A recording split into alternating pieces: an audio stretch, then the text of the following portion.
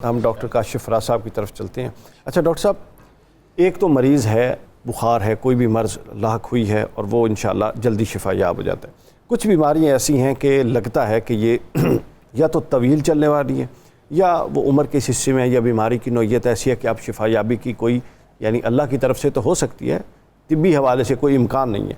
तो ऐसे मरीज़ की नफ्सियाती तौर पर कैसे हीलिंग की जाए और उनकी तीमारदारी में वो कौन से फैक्टर्स ऐड किए जाएँ कि ये काम बेहतर हो जाए?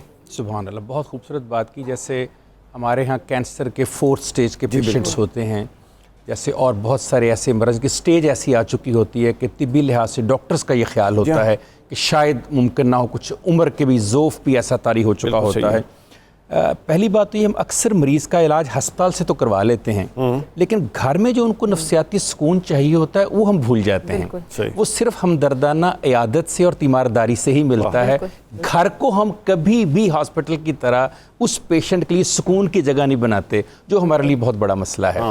हम अक्सर साइकोलॉजी में कहते हैं कि मरीज़ के पास बैठकर ज़ुबान पर काबू पा लेना भी इबादत है। कि खुदा का नाम कोई ऐसा लफ्ज़ या कोई ऐसी बात ना कर दें जो ट्रिगर कर दे, उनके उस प्रॉब्लम को ट्रिगर कर दे, बढ़ा दे। स्माइल थेरेपी, इसे लाफ्टर थेरेपी भी कहते हैं। इससे दुनिया की सबसे बेस्ट मेडिसिन माना जाता है कि जो ही आप किसी ऐसे पेशेंट के पास बैठकर मुस्कुराते हैं तो आप उसकी ज़िंदगी में कई मिनट बढ़ाने का सबब बन सकते हैं। उसके सामने मुस्कुराना, उम्मीद की बात करना बहुत ज़रूरी है।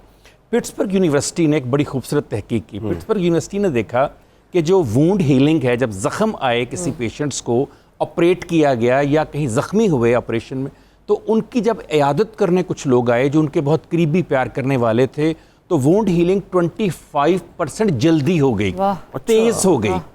दूसरी तरफ एक बहुत खूबसूरत तहकीक जो थी वो ब्रिंघम यंग यूनिवर्सिटी ने की। ब्रिंघम यंग यूनिवर्सिटी जो है चाइना में है। उन्होंने जो की, उन्होंने ये देखा कि जब आप तन्हाई और समाजी दूरी रखते हैं ऐसे मरीज से, जिनका भी आपने जिक्र किया कि जो मौत के बहुत करीब होते हैं, उसकी वजह से उनके अंदर कॉग्निटिव डिक्लाइन आता है, यानी ज़हनी और वकूफ़ी तौर पर उनकी सलाहियतों में कमी आती है।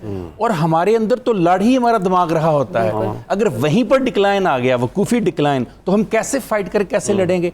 हार्वर्ड यूनिवर्सिटी की एक दहाइयों पर महीत तहकीक है, दहाइयों यानी 40, 50, 55 साल हो गए, कंटिन्यूस रिसर्च है उनकी, बल्कि उसको मेटा एनालिसिस कहा जाता है वहाँ पर, कि समाजी तल्कात में लंबी उम्र और बीमारियों से बचाना इतना ही ज़रूरी है कि अगर आप ये नहीं करेंगे तो इतना नुकसान होगा जितना 15 सिगरेट पीने से होता है डेली।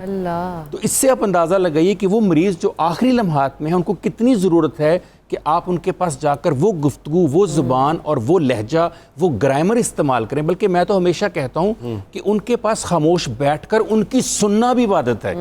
यानी एक मरीज़ को चाहिए क्या होता है सर? 2 चीज़ें चाहिए होती हैं ऐसे पेशेंट को। एक आपका कान जो उसे सुने, एक आपका हाथ जो थपकी देकर कहे आप ठीक हो जाएंगे। अल्लाह की रहमत से मायूस नहीं होना। अल्लाह ताला बड़ी बड़ी बीमारियों को, अल्लाह ने तो एक लफ्ज़, अल्लाह के दिल में ख्याल आना है और आपकी सेहत ठीक हो जानी है। तो आप अल्लाह के उस रहमत वाले लम्हे का इंतजार करें, किसी वक्त भी आप ठीक हो सकते हैं। जैसे उसने इरादा फरमाना और आपने ठीक हो जाना है। गम न कर, इरादे न बदल, तकदीर किसी वक्त बदल सकती है। बस ये कह दें आप, तो आपने अपनी आदत ईमानदारी पूरी करना है।